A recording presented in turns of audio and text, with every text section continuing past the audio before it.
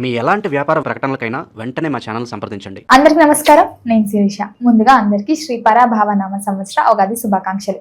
ప్రస్తుతం మనతో పాటు ఉన్నారు ప్రముఖ ఆధ్యాత్మికవేత్త, జ్యోతిష్య పండితులు డాక్టర్ వేణుగోపాల్ గారు. గురుగారితో మాట్లాడతాం. నమస్కారం గురుగారు.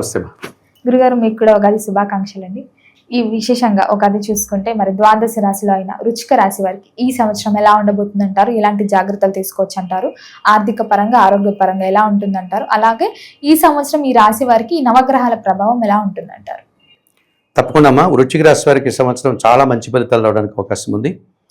మనం వృశ్చిక రాశి గురించి మాట్లాడుకునేటప్పుడు ఈ వృశ్చిక రాశి వారు విశాఖ నక్షత్రం 4వ పాదం, అలాగే అనురాధ నక్షత్రం 1, 2, 3, 4 పదాలు, జ్యేష్ఠ నక్షత్రం 1, 2, 3, 4 పదాలు, ఈ 9 నక్షత్ర పదాల వారు ఈ వృశ్చిక రాశి వారమ్మ. ఈ వృశ్చిక రాశి వారికి ఈ సంవత్సరం ఆదాయం 11, వ్యయం 5, రాజ్యపూజ్యం 2, అవమానం 6గా చెప్పడం జరిగింది.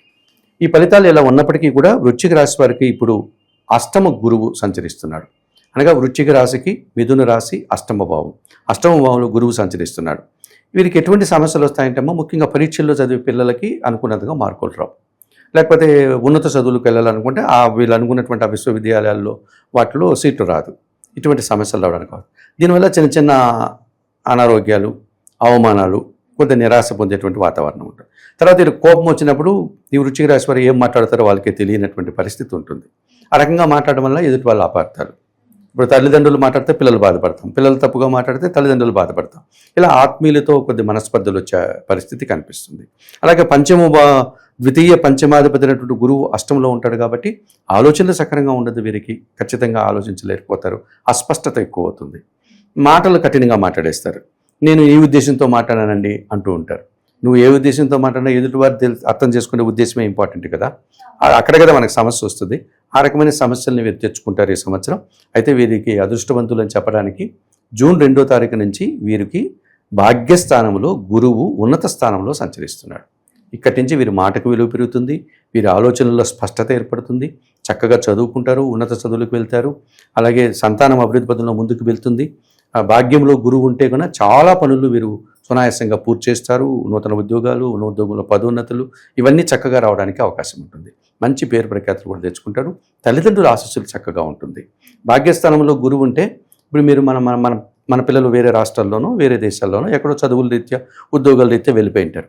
వాళ్ళకి ఈ గురువు జూన్ 2 వస్తున్నాడు కదా, ఖచ్చితంగా వాడు జూన్ 1వ తారీఖు లేకపోతే జూన్ మొదటి వారంలోనో లేక మే నెల ఎండింగ్లోనో వెంటనే వాళ్ళ అమ్మకు ఫోన్ చేసి చెప్తాడు, అమ్మ నేను మన ఊరికి ట్రాన్స్ఫర్ అయిపోయింది, నేను వచ్చేస్తున్నా, నేను ఇంక మన ఇంట్లో ఉండి ఉద్యోగం చేసుకుంటా అంటాడు. ఒక రకమైన ఆనందం, ఆ కుటుంబ సౌఖ్యము, తల్లిదండ్రుల దగ్గరగా ఉండడం, ఇటువంటిది ఇన్ని రోజులు పాపం వాడు ఎట్లా ఉంటుందంటే వాళ్ళ పరిస్థితి అమ్మా, చిన్నపిల్లల మనస్తత్వాలు. వాడికి ఒక రూమ్ ఇచ్చింటాం, అది వాడి రూమ్ అని వాడేదో వాడిని నచ్చినట్టు వాడు పెట్టుకుంటాడు.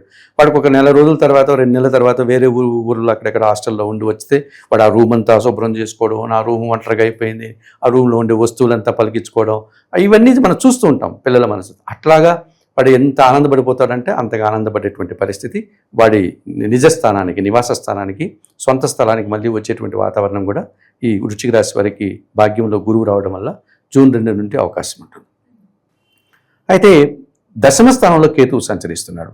ఈ దశమ భావంలో కేతువు సంచరిస్తే ఎట్లా పనిచేస్తారంటే వీళ్ళు ఈ వృశ్చిక రాశి వారు నీతిగా పనిచేస్తారు, నిజాయితీగా పనిచేస్తారు.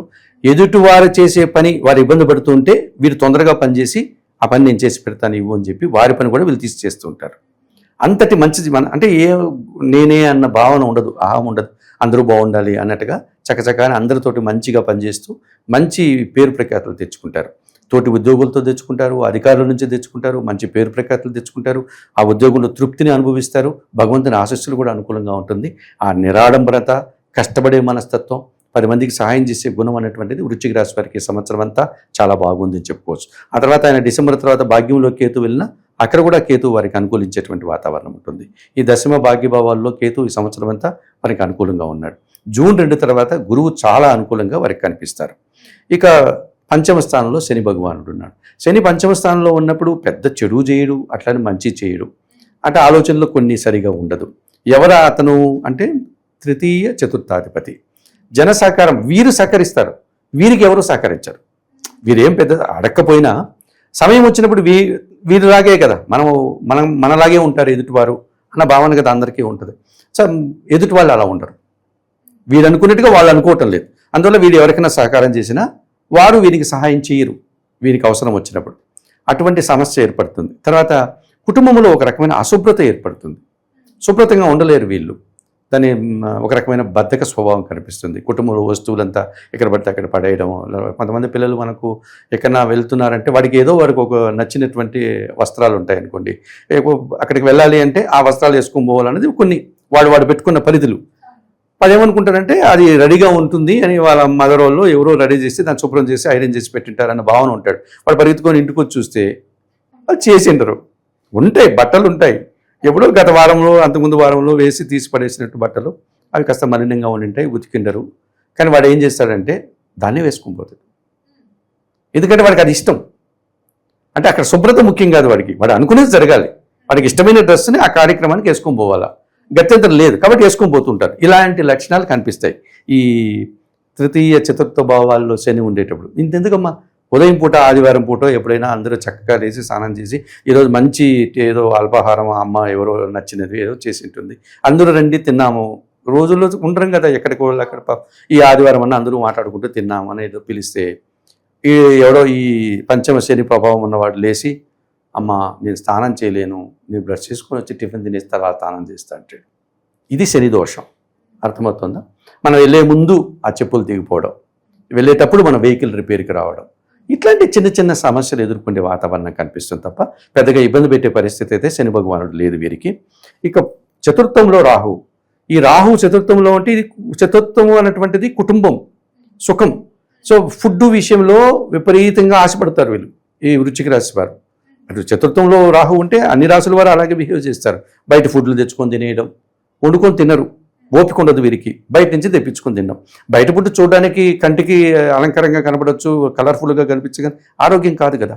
అలాగే విందు వినోదాల్లో పాల్గొనడం, అక్కడ ఏదో తినేసేయడం, శక్తికి మించి తినేయడం, నాకు ఇష్టం కాబట్టి తినేసాను అని ఒక చిన్న పదం వాడేస్తుంటారు.